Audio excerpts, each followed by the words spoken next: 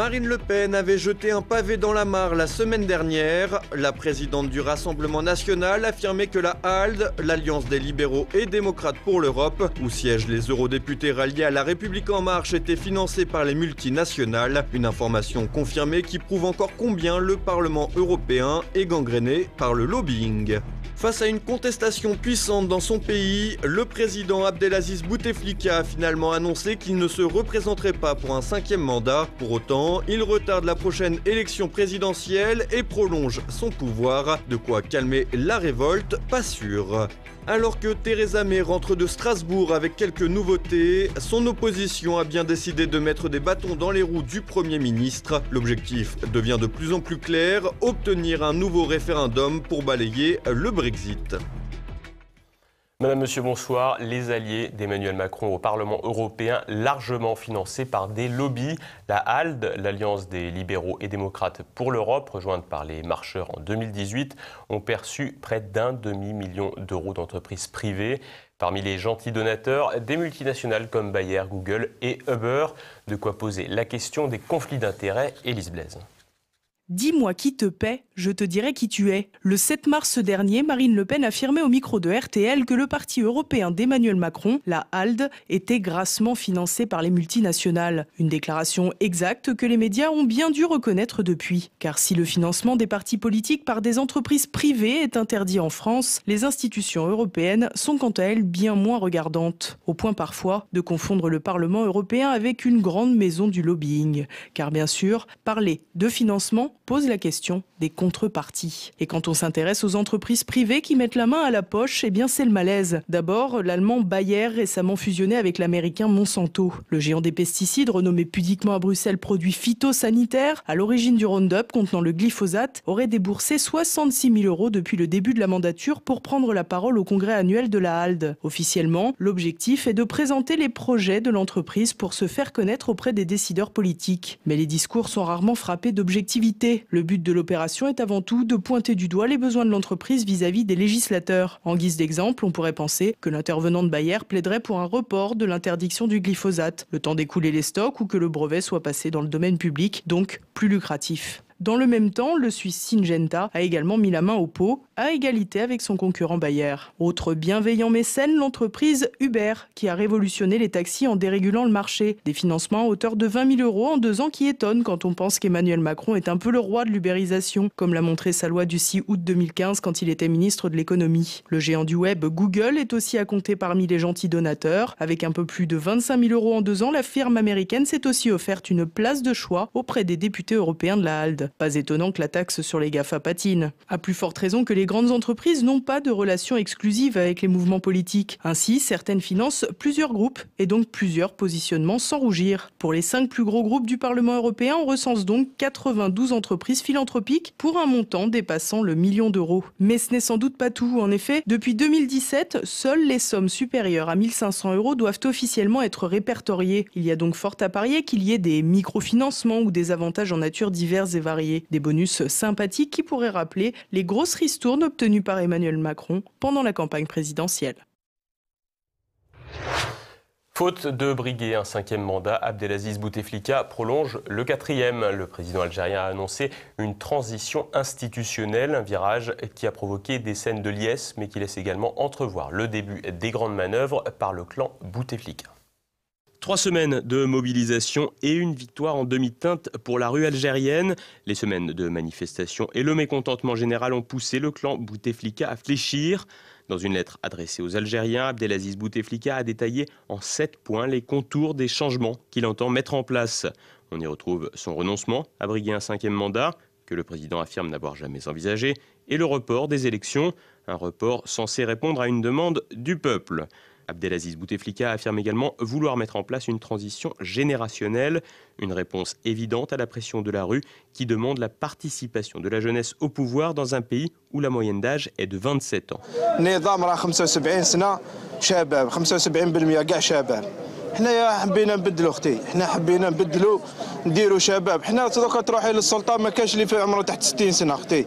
حنا حبينا نبدلوا حبينا نغيروا حبينا نجيبوا جان اللي يفهمنا حنا. Le terme transition générationnelle employé par le président algérien ne doit donc rien au hasard. Ce dernier affirme également vouloir procéder prochainement à des changements importants au sein du gouvernement. Enfin, le président Bouteflika ouvre la voie vers l'écriture d'une nouvelle constitution qui sera soumise à référendum populaire. Une nouvelle constitution qu'il s'agira de respecter car en prolongeant son 4e mandat, l'actuel président sort du cadre constitutionnel. La transition devrait durer au moins jusqu'à la fin de l'année 2019, le temps pour le clan en place de se préparer pour se maintenir dans le nouveau jeu constitutionnel. Un scénario à la birmane pourrait d'ailleurs avoir lieu en Algérie, à savoir le pouvoir en place lâche du lest tout en se garantissant, de concert avec l'armée, un minimum de pouvoir via certains ministères et des grandes entreprises d'exploitation de matières premières. Reste qu'en Algérie, un tel scénario peut paraître plus complexe puisque l'équilibre entre pouvoir civil et militaire demeure, malgré le soutien de l'armée, plus précaire que dans certains États forts. Mais les contestataires algériens sont vigilants et s'ils ont réclamé la fin de la carrière de leur président, ils ont aussi à l'esprit l'idée de mettre la caste en place, à savoir le clan Bouteflika, sur la touche.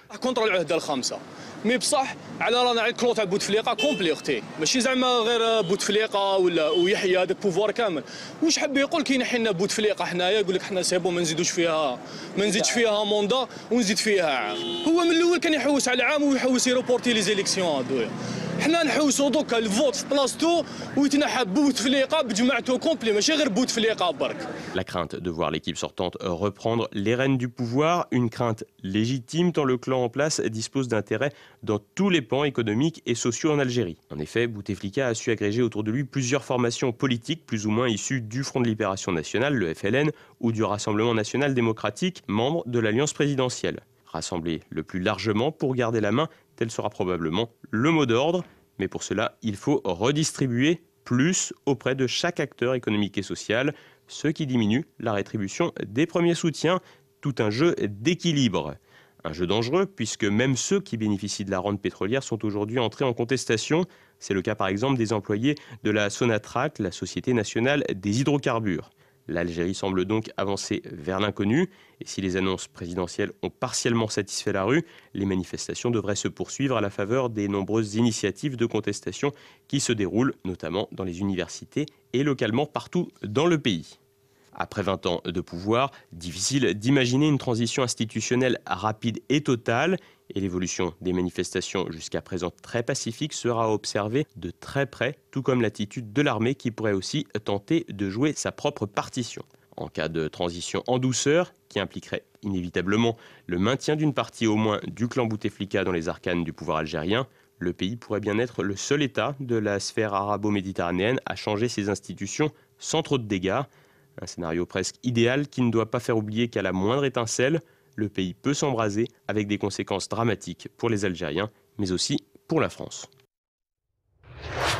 Theresa May face au mur parlementaire alors que la date butoir du Brexit approche à grands pas. Le Premier ministre britannique a décroché certaines concessions de l'Union européenne, des avancées loin de convaincre l'opposition travailliste de Jeremy Corbyn, bien décidé à mettre en échec le chef du gouvernement, Thibault Bastide. Plongée dans l'incertitude, Theresa May repart au combat. Lundi, le Premier ministre britannique s'est de nouveau entretenu avec le président de la Commission européenne, Jean-Claude Juncker, pour renégocier les accords de sortie de l'Union européenne. Alors que le temps presse, le Brexit étant prévu pour le 29 mars prochain, Theresa May a annoncé avoir décroché d'ultimes concessions, notamment concernant le backstop, le dispositif controversé qui maintiendrait le Royaume-Uni dans une union douanière avec l'Union européenne afin d'éviter une frontière en Irlande. Celle-ci devait garantir que la Grande-Bretagne ne pourrait pas être piégée indéfiniment par l'Union européenne dans ce mécanisme et lui permettant de solliciter un arbitrage extérieur en cas de désaccord. Si Londres et Bruxelles ont affirmé à l'unisson qu'il s'agissait d'une avancée majeure et que toutes les conditions étaient désormais réunies pour que cet accord soit enfin voté, il est loin d'être certain que ces timides avancées suffisent à convaincre les eurosceptiques de son parti conservateur et du parti parti unioniste démocrate, le DUP nord-irlandais, son allié au Parlement, qui avait rejeté le précédent accord il y a 2 mois. D'ailleurs, le vote de ce mardi au Parlement britannique devrait sans surprise ressembler en tout point au précédent. Ainsi, en cas de nouveau rejet parlementaire, il resterait 2 ultimes solutions à Theresa May. Un vote mercredi pour ou contre une sortie sans accord, une option déjà balayée lors d'un amendement consultatif en janvier dernier ou envisager un report de la date du Brexit. Dans les 2 cas, Theresa May se retrouverait prise au piège avec une hypothétique cascade de démissions au sein de son gouvernement. De quoi faire le jeu du parti travailliste de Jeremy Corbyn, dont l'objectif est clair, mettre à tout prix en échec le Premier ministre pour balayer l'idée d'une sortie de l'Union européenne. Pour ce faire, l'opposition joue donc à son tour la montre. À 17 jours de la date butoir, les partisans d'un nouveau référendum aimeraient un report de plusieurs mois pour organiser une nouvelle consultation du peuple, matériellement impossible avant l'été. Ainsi, ils misent sur un effondrement de toutes les autres options en votant systématiquement contre les propositions du gouvernement. D'ailleurs, quelques heures à peine après les renégociations, le leader travailliste a aussitôt appelé à rejeter ce nouvel accord. Face au casse-tête ambiant, les anti-Brexit voient donc une bonne occasion de revenir sur la décision du peuple britannique. Après plus de 2 ans de déboires et de flottement, une marche arrière sur le résultat du référendum qui ne fera sans doute pas progresser l'amour que portent les Britanniques à l'égard de Bruxelles. Restera également en cas de nouveau référendum une question à élucider. Les Britanniques éliront-ils des députés européens à la fin du mois de mai? L'actualité en bref, et c'est encore avec Thibaut Bastide.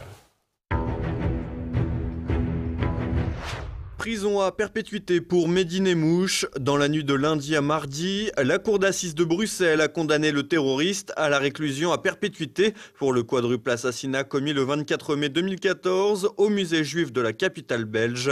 Cette peine, non susceptible d'appel, est assortie d'une mise à la disposition du tribunal d'application des peines de 15 ans. Le deuxième accusé du procès, Nasser Benrer, a quant à lui écopé de 15 ans de prison pour avoir fourni les armes et les munitions qui ont servi à l'attentat. Sanofi refuse d'indemniser ses victimes. Le laboratoire pharmaceutique dont la responsabilité a été reconnue dans le scandale de la Dépakine, un antiépileptique tératogène prescrit à des femmes enceintes, ne dédommagera pas ses victimes. Résultat, c'est l'État français, également condamné, qui devra passer à la caisse et assurer seul les indemnisations en attendant une hypothétique action contre le géant du secteur pharmaceutique.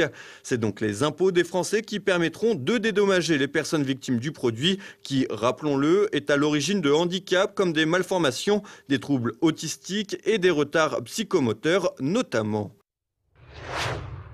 La taxe foncière, un impôt inégal. Selon une étude de la Direction générale des collectivités locales, la taxe foncière varie du simple au triple selon les territoires.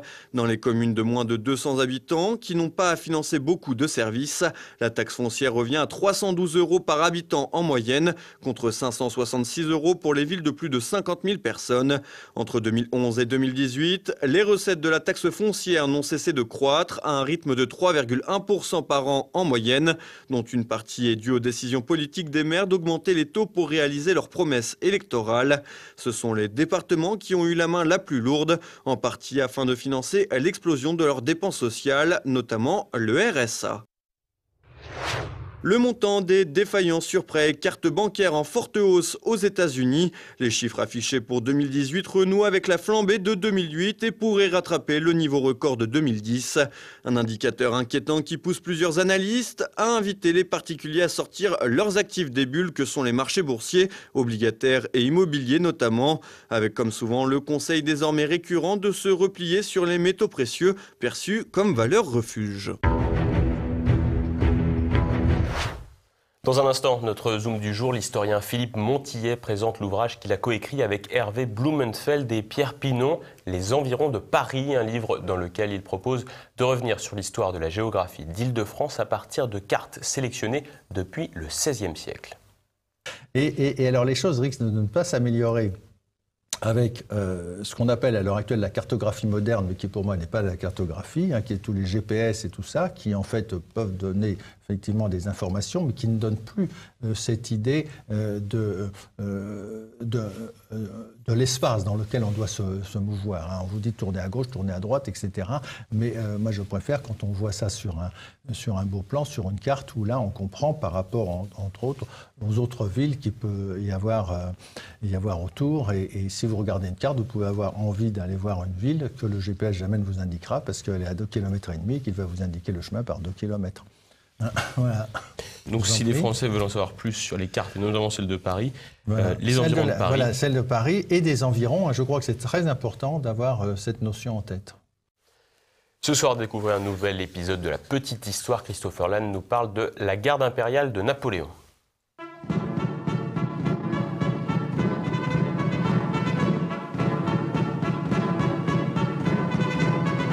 Voilà, et franchement ça, c'est du très très lourd quoi. J'avais promis d'écrire un épisode sur la garde impériale, et bien le voici, mais par contre je dois vous le dire, j'ai limite dû mettre un manteau pour l'écrire parce que ça fout des frissons à longueur d'épisode quoi. La garde impériale de Napoléon, premier évidemment, on n'est pas là pour enfiler des perles, et l'unité emblématique de la Grande Armée. Créée en 1804, redoutée dans toute l'Europe, elle s'illustre dans les grandes batailles de l'Empire et se couvre de gloire à de multiples reprises. Retour sur une unité légendaire à l'histoire aussi glorieuse que tumultueuse. Retrouvez également Passé Présent. Philippe Conrad reçoit le professeur Olivier Dard qui réédite sa biographie de Charles Maurras. Charles Maurras, le nationaliste intégral.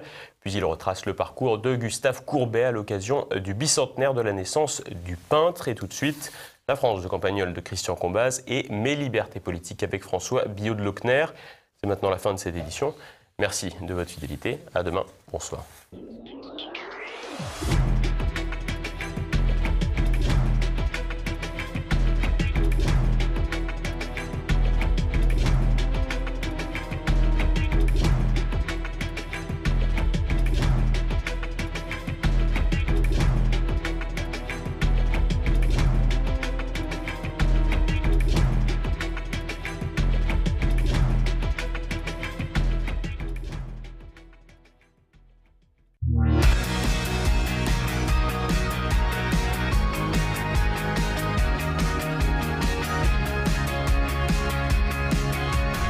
Dans le genre Parabole Express, ce qui est arrivé au village de Saint-Barnabé à côté de chez nous correspond incroyablement à une situation nationale, c'est pourquoi je vous en parle. Le maire, qui n'arrête pas de livrer de la prose en ce moment au site internet sur tous les sujets, a cru bon de signer une longue tribune dans le Midi Libre la semaine dernière pour parler du vivre ensemble, de l'Europe nouvelle, etc. En somme, pour faire sa grande conscience européenne et pour nous parler des périls qui menaceraient notre continent, au premier chef desquels l'indifférence à l'autre, disait-il, la résurgence de l'antisémitisme, ce qui nous a paru bizarre, parce que dans le pays de Campagnol, il n'y a jamais eu d'antisémitisme. Donc tout est bon pour passer pour un sauveur en quelque sorte. Lui seul, ce maire de Saint-Barnabé, a vu les périls qui nous guettent. Lui seul comprend ce qui nous arrive. Alors il y a quand même déjà un gros problème, c'est que lorsqu'on donne des leçons de patience et de mesure dans ses rapports avec autrui, on s'arrange pour avoir de bons rapports avec sa population, mais justement, comme je vous l'ai expliqué, depuis un an, les 3/4 de ses administrés à ce type souhaitent qu'il s'en aille. Ils l'écrivent partout, les enfants le chantent dans la cour de l'école, démission, barre-toi, barre-toi, et lui nous parle de démocratie, et il répond à ses administrés, si vous voulez que je m'en aille, c'est parce que vous êtes tous des fascistes, même les mémés, même les nourrissons, tout le monde a partillé contre moi, personne ne me comprend, donc tout le monde est forcément bête. Un jour, vous vous rendrez compte de tout ce que j'ai fait pour la commune, etc. Alors Gustave m'a fait remarquer que le délire présidentiel en ce moment en France est strictement le même. Emmanuel Macron va expliquer à tous les peuples d'Europe pourquoi il a tout compris et pourquoi il tient entre ses mains le secret de notre destin. Alors les Polonais et les Italiens lui répondent, mais dis donc, puisque tu es si fort, tu vas nous expliquer pourquoi ton propre peuple ne peut plus te blairer, parce que là, quelque chose nous échappe. En somme, tout le monde voudrait que tu la fermes en France, ce qui n'est pas le meilleur indice, que tu as tout compris. Du coup, quand tu viens nous expliquer ici qu'on a tout faux, que c'est toi qui as raison, on a quand même l'impression d'avoir affaire à un grand malade, mets-toi à notre place. Mais le pire, c'est que le fameux maire de Saint-Barnabé vient de s'en prendre une encore plus sévère, puisque son ex-femme s'est exprimée à son tour dans le Midi Libre ou la Dépêche du Midi, au nom de ses deux filles, pour dire qu'on ne pouvait pas prétendre diriger le destin d'une communauté quand on était incapable d'avoir des rapports normaux avec les siens. Elle parlait des pensions alimentaires payé à la dernière extrémité quand le juge allait sévir. Elle parlait des chantages affectifs permanents. Elle disait que c'était un pauvre type qui regardait les caméras tout le temps. Elle disait dans son entourage, tout le monde a compris pourquoi il devenait macronien. Il passe sa vie à donner des leçons de générosité et de profondeur à tout le monde, alors que c'est l'être le plus creux et le plus égoïste que je connaisse, et que depuis l'âge de 17 ans, il n'a plus jamais vu ses propres parents parce qu'il n'aimait pas le regard des gens qu'il avait vus tout petit, parce qu'ils avaient eu le tort de lui dire qu'ils ne l'approuvaient pas. Donc c'est un gros psychopathe, concluait son ex-femme. Il aurait eu besoin d'une psychanalyse, voire d'une lobotomie. Lorsqu'il a provoqué la chute de sa famille, le malheur de ses filles, etc., et la précarité de sa femme, il leur a expliqué que c'était entièrement leur faute, parce que lui ne pouvait pas avoir mal agi. Donc, disait-elle, j'écris cette tribune pour mettre en garde les électeurs. Un personnage comme ça, qui prétend aimer tout le monde, qui n'aime personne, n'est pas ce qu'il faut à sa commune, à son département, à sa région. On se demande comment il a pu être élu maire, sauf en alignant des mensonges épouvantables. Il a déjà causé le malheur des gens autour de lui. Il continuera, car la seule raison qui compte dans son esprit, c'est la sienne. Il est prêt à mentir devant tous s'il peut s'épargner une once de responsabilité dans la vie. Il n'a jamais tort, c'est toujours la faute des autres. Quand ses filles ont décidé de poursuivre les études qu'elles avaient choisies, elles, et non celles qu'ils voulaient pour elles, il les appelait la nuit pour les convaincre qu'elles allaient échouer. Il essayait d'appeler leurs amis pour qu'elles relaient ses efforts pour les détruire, pour les faire changer d'avis. Il se réjouissait de leurs difficultés à la fac. Il est prêt à démoraliser, à traiter comme dangereux quiconque décide de se passer de lui. Donc le meilleur moyen, c'est de ne pas se laisser démoraliser, de rester ensemble et de l'écarter comme un personnage nuisible. C'est là, me dit Gustave, que tu peux appliquer la fin de cette lettre à Macron lui-même. On se demande comment la rédaction de la Dépêche du Midi l'a laissé passer. Nous le demanderons avec lui. Abonnez-vous, merci.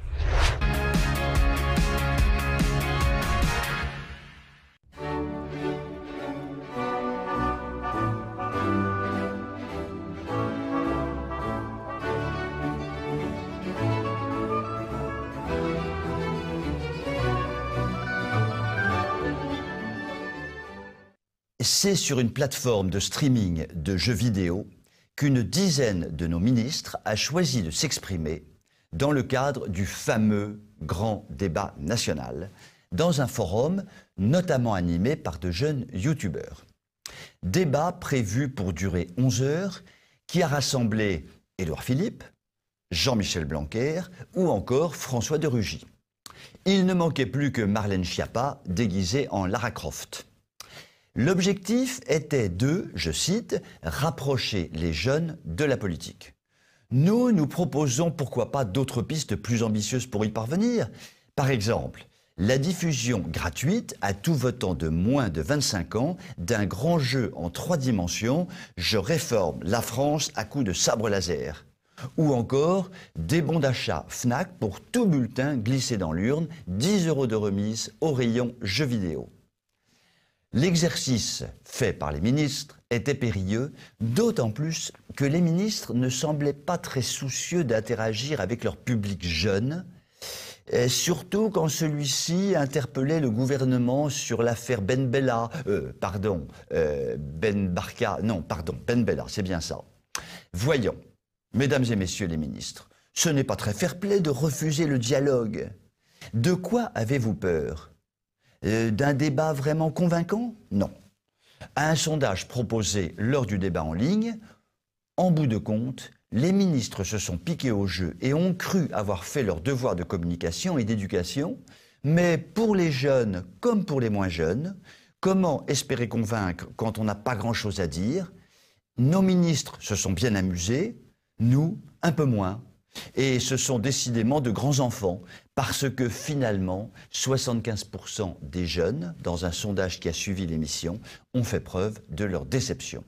Dommage que nos ministres jouent avec de l'argent public. Vous pouvez m'écrire si vous le voulez. À très bientôt.